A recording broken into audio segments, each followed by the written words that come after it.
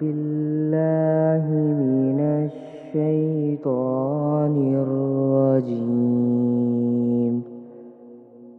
بسم الله الرحمن الرحيم.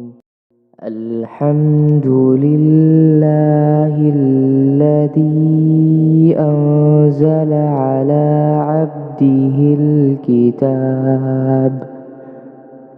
على عبده الكتاب ولم يجعل له عوجا قيما لينذر بأسا شديدا من لدنه ويبشر المؤمنين الذين يعملون الصالحات أن لهم أجرا حسنا ماكثين فيه أبدا وينذر الذين قالوا اتخذ الله ولدا ما لهم به من علم ولا لآبائهم كبرت كلمة تخرج من أفواههم إن يقولون إلا كذبا فلعلك باخع نفسك على آثارهم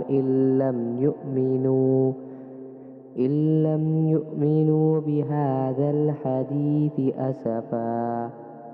إنا جعلنا ما على الأرض زينة لها لنبلوهم أيهم أحسن عملا وإنا لجاعلون ما عليها صعيدا جرزا أم حسبت أن أصحاب الكهف والرقيم كانوا من آياتنا عجبا إذ أوى الفتية إلى الكهف فقالوا ربنا آتنا من لدنك رحمة وهيئ لنا من أمرنا رشدا.